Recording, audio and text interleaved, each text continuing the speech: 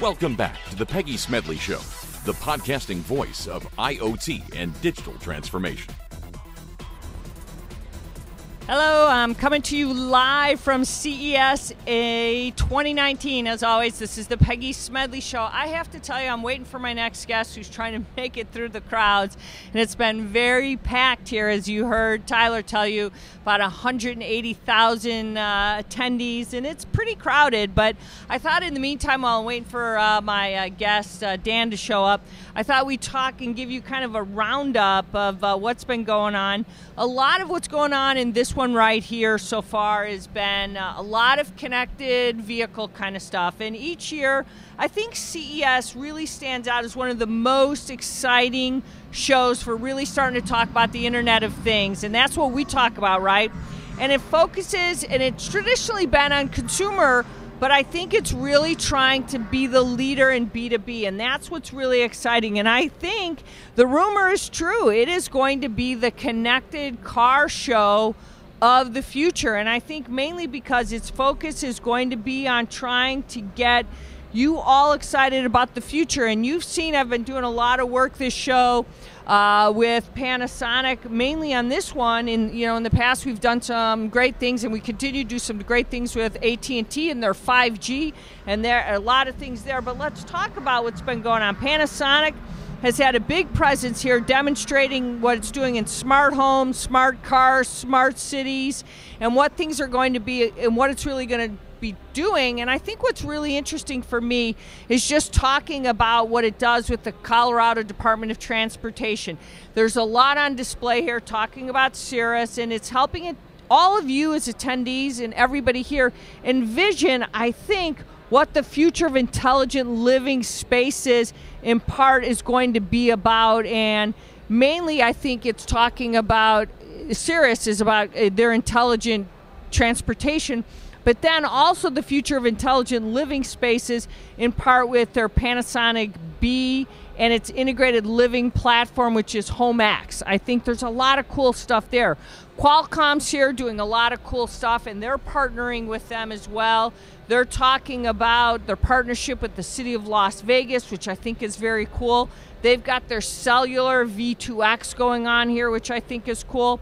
We've seen Audi's got a lot of cool connected stuff here with their CV2X technology, partnering with Qualcomm and Ford and Ducati vehicles. So there's a lot of cool stuff. But you know what? The big talk is when you see, hey, Google, and you see Amazon Alexa, and all of these guys are talking about language processing, speech recognition capabilities. All of this stuff is really pretty cool. But I've got to tell you, AT&T has also released a slew of announcements that will be sure to impact the IoT space for both consumer, I think, and enterprises alike. And I think what's most important when you talk about 5G, I think 5G is changing. There's a lot of discussion about what they're doing. And AT&T has announced the installation of 5G at the stadium in Arlington, Texas, in which it'll take a fan experience to new levels thanks to VR, as we all know, virtual reality and other technologies designed to, I think if I'm kind of got it in my head here, is more of a fan engagement. And I think that's pretty cool stuff when you really look at what that means. But I think most important when I think about what AT&T is doing, and I want to really look at it, I think it's the health and mobility kind of things. And I think that's what AT&T is pushing, I think, the boundaries of, and there's all the noise behind me, of innovation. The company's newly announced Hospital of the Future, and I love what they're doing in the healthcare space in collaboration, and I guess in partnership with Rush University Medical Center, and I think that's important. And here's my guest. Come on in, Dan Beeler. Come on, have a seat. Dan is the CTO of SyncThink. Dan, welcome to the show. Yeah, Glad nice you to could meet make you. it. Come on, get right close here, because if you don't get too close, the noise behind you is going to overwhelm. So I'm glad you could join us. Yeah, no, I'm glad I made my way through the controlled chaos. I'm telling you, that's what I was saying here. I was just kind of warming everybody up and talking about all the things that I see that is going on. But tell our listeners and viewers, we're all coming live here for you, and they can all see you right now, what you guys are and what your company's all about. Yeah, so I'm Dan Beeler. I'm CTO at SyncThink. SyncThink is a brain health analytics company. So we use eye tracking technology, eye tracking for clinical assessment and performance training. And so what exactly does that mean? So somebody's trying to understand that. I know you got a big box there and everything. So what does that actually mean? Sure, yeah. So it's a technology that we've had in development for a very long time. The inventor of this technique is Dr. Jam Gajar. He's professor of neurosurgery and the director of the Brain Performance Center at Stanford University. Back in the mid-2000s, he was looking for a way to objectively measure the effects of brain trauma or concussion. So he started using eye tracking technologies. His work was very promising, got picked up by the U.S. military, the U.S. Army. The expansion grew from there. We've got the largest clinical database in the world. We've been working on clinical validation in concussion, ADHD, sleep deprivation, fatigue, human performance, Parkinson's, Alzheimer's, and that's through our partnerships at Stanford University and elsewhere. And you think about it, concussions are really a big discussion. You know, we hear so much about it, like on the football and things like this, but really talk about why the significance of it today. I mean, it's something we always talk about, but concussions really seem to be at the forefront of discussion as of late, if you really think about what people are talking about it. Yeah, and I think that reflects how much is unknown about the condition. You know, it's affecting our kids, it's affecting ourselves, and we don't know what to make of it because we don't have a good way to measure it. In fact, we don't have a full understanding of it. You know, we like to put this binary label on a head injury, but you know, there are a lot of things that can go wrong when you get hit in the head. So there are multiple impairments that can happen, and we're looking for ways in which we can objectively measure what's going on in the brain. And the eyes are a key window into what's happening. And how do you assess that? By looking at the eyes? I mean, how does that actually work? Sure, and it's not just really looking at the eyes, it's looking at the eyes in motion. So the eyes are reflecting brain function. So one of the primary and very simple assessments that we do is measuring synchronization with a predictable stimulus. So it's not meant to stress or confuse the user, it's meant to be as predictable as possible, and then we measure, using that eye tracking information, how well they're synchronizing. It's a critical brain function. We use it every day. We use it when we're talking, crossing the street, and trying to avoid hits when we're playing football. So it's about identifying functional impairment that can happen on the field, quickly, objectively, and keeping that person from hurting them further.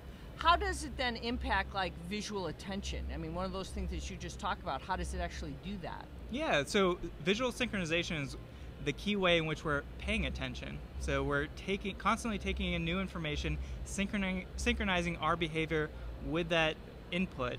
And the better that we're able to synchronize that information with our behavior, the better we're able to pay attention, to react proactively, not reactively, and process the world efficiently. I have to tell you, it sounds pretty complicated. I mean, when you think about the way you're actually processing all of this and the conditions that you described that are identified, it seems like there's a lot of information that you're processing. And we talk about real-time data all the time, but and there's so many diseases you talked about, whether it's Parkinson's or all of these other things, and tracking that through eye motion seems to be pretty complicated that you're looking at. Yeah, and you know, so we try to make it as simple as possible for the clinician. Doesn't sound simple though to me. I mean, maybe it's just me talking. Yeah, you know, brain health is a broad problem. There's still a lot of work to be done, but we're trying to provide understandable, transparent, validated metrics for the clinician to help them make a robust diagnosis and provide information on the best way to put that person on the path to recovery. So who are you? You said the clinician. So are you actually targeting the hospitals with this? Are you targeting, you know, at-home care providers? Who's actually the target that you're using this so with? most of our clients right now are in athletics. So that ranges from direct to sports medicine at the university, so the entire Pac-12, Texas, Georgia, Georgia Tech, sports medicine programs at larger institutions like Stanford University Hospital, Massachusetts General Hospital. MGH in Boston uses our technology to serve the Bruins, the Patriots, the Red Sox. And then, working with the military as well to get our technology in the field. They provide so much support to provide that initial validation, and we want to continue supporting our military as well. So why does an event like CES seem to be a place that you would go to? Well, one of the things that we've noticed among our clients is that they're very interested about efficiently identifying impairment, providing the fastest way to recover, but they're also interested on ways in which they can improve performance, not only for prevention, but just general on-field performance.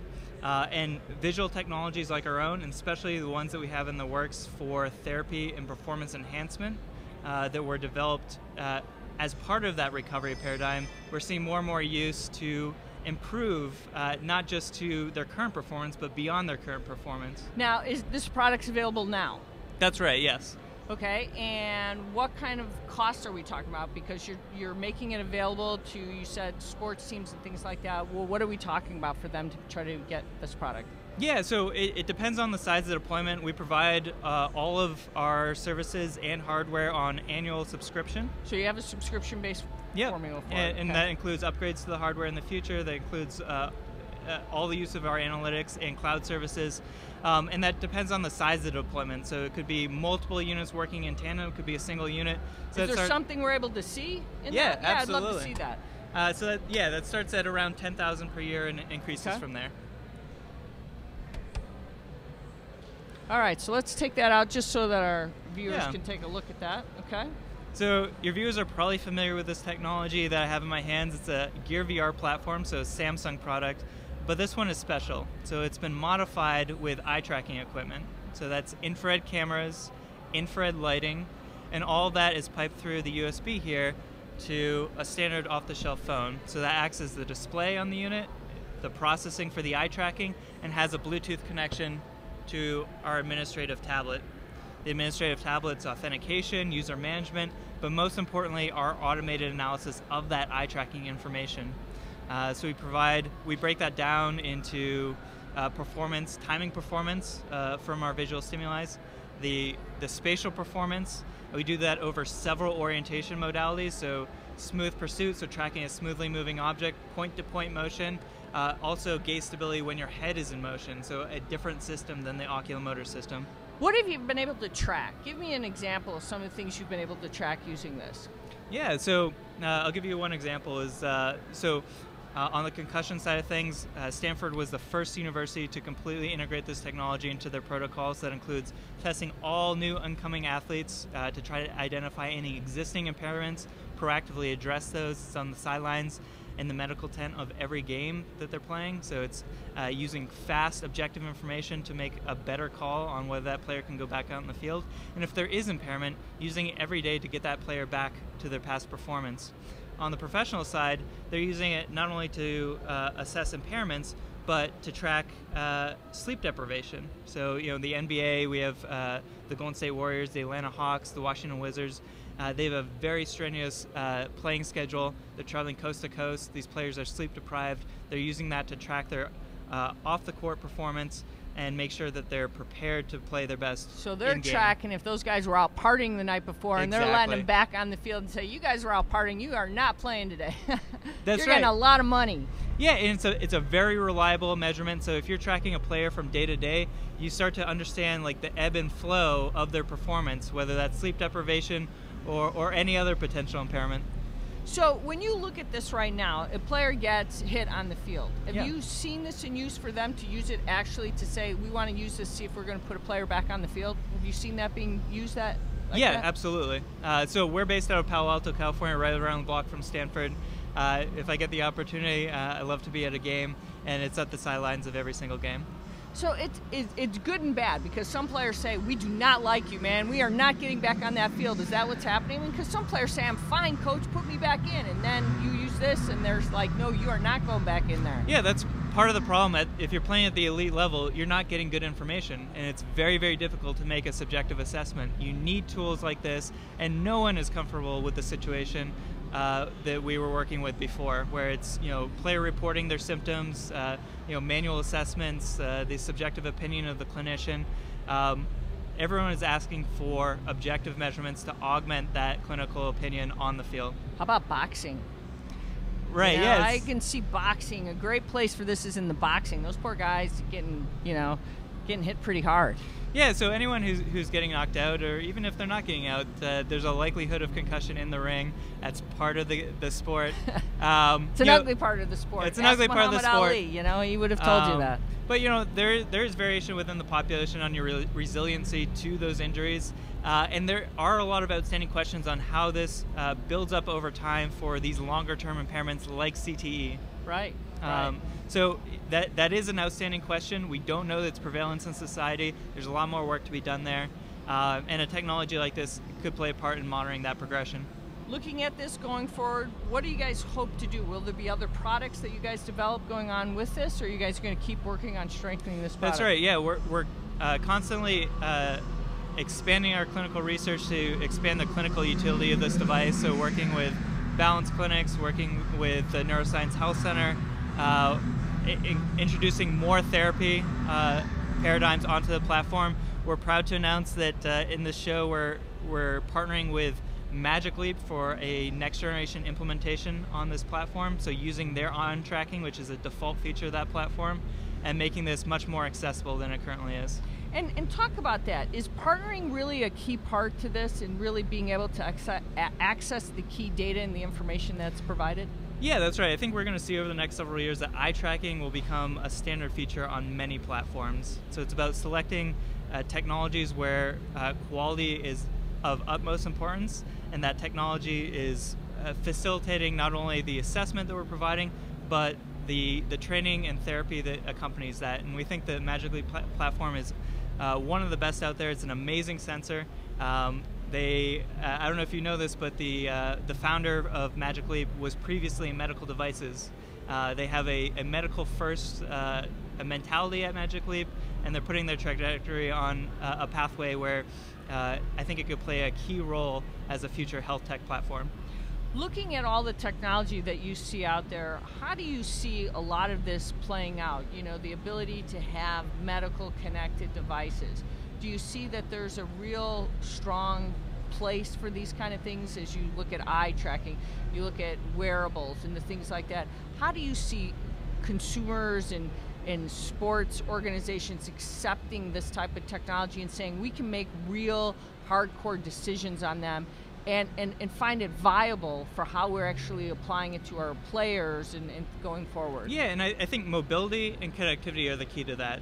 So the eye tracking is objective information that we can use as part of a clinical decision, but it's unlikely that it's going to be the end of that decision, right? The clinician is still going to play a very big role in that. And if you're Stanford University, you have a neurosurgeon on the sidelines, but if you're a high school player, you don't have any of that expertise anywhere near you. So having a sensor in the field that's fast, that's reliable, that's objective, and connecting that individual through that platform to expert opinion is something that would make a huge difference. So when you think about this right now and you're looking at where this is going, have you guys received some really great feedback about how the perception is going to be with this? Because, that's just what you just described, that there's still, are we going to have someone there all the time? Is that where the response is? Yeah, the response is very, very good. Unique to eye tracking that's, not part of other brain health platforms like EEG. It's intuitive. Like a player understands that, they can see their eye tracking, they can see what good performance is, they can see where they're at, they can see their progression. It makes a huge communication difference for that player, and a major psychological difference to know that they have a way to measure their impairment that reflects what they feel, and they're on a pathway to recovery. So what do you think about all the technology? Where are you guys located right now? So we're over at SANS. SANS, and seeing all that technology, seeing everything, what impresses you right now? Oh, wow. So I was really excited to see HTC integrate a native eye tracking experience on their platform. That was really great to see. We're starting to see more and more sensors connected in an ecosystem. So, we don't want to be an isolated platform. For instance, sleep is just as important in our assessment as our own sensors, right? So we want to connect some of those to our platform, integrate that information to the decision-making process. And we're really excited what we see in this show here. So the more you see technology like that, sleep sensors, eye tracking, these types of things that come, the more the industry starts to embrace that the technology will grow. Yeah, that's right. And I'd say on the performance side, on the clinical side, more of these sensors and more of that information is making its way into the decision-making process. So does the data itself then, do you think collecting all these data then, will it be integrated into other health kind of packages that we have when we look at a patient's overall information, that you think that says, okay, here's what we have about this information, and then eventually being able to add it to other information, will that be included as time goes on? Yeah, and that's always been a challenge in the health space is the isolation of electronic medical records. So one of the things that we made as part of this new platform is an online API and cloud service. So the information that you're collecting on this device isn't isolated to that device. It's immediately available to all stakeholders involved. It's available through cloud service that can connect to your EMR system, put that in the medical record, so that information isn't lost in translation. So we then don't have to worry about HIPAA and all those other things eventually? Oh, we have to worry about HIPAA, but absolutely, yeah. Will that eventually make it so that it's, if there's an emergency situation, EMT, you get it from an EMR, you can then put it into another patient record, because the interoperability on some of these things is what makes it so critical in being able to treat and respond to emergency situations. That's right, yeah, and there's still a lot of work to be done, but I think it's on a better trajectory than it used to be, and you're starting to see some of these major platforms focus on integrating medical records. You saw some stories recently about Amazon and Apple integrating electronic medical record systems. And look at how things have changed, right? Yeah, exactly. That was on no one's mind earlier, and people are starting to see the real value in synthesizing that information. That opening up where things used to be private, right? And the need to integrate for the world to be able to access and see that there's the importance of that. Yeah, at the same time, I think there's also a lot of focus on privacy and security, and there should be. There should be. Because as I always say here, there's always some nefarious bad guy out there who wants your information, and then what happens, right? Yeah, there's two edges to the sword, yeah. Absolutely. So Dan, where can our listeners go to get more information about what you guys are doing? What's your URL? So we're at SyncThink.com. That's SyncThink.com. I'm Dan Beeler. I'm CTO at SyncThink. Feel free to reach out. All right, Dan, thank you for being with us. Thanks, good luck Peggy. to that. All right, well, viewers, listeners, we are out of time for this segment of the show, so we're going to come back tomorrow. We'll be broadcasting live tomorrow at 9 a.m. Pacific. You can check us out at thepeggysmedleyshow.com. And you can also check out or tweet at me at ConnectedWMag. And remember, we broadcast live every Tuesday at 12 p.m. Central. And as always, this is the Peggy Smedley Show, the podcasting voice of IoT and digital transformation. Remember, with great technology comes great responsibility. Have a great evening, and we will be back tomorrow.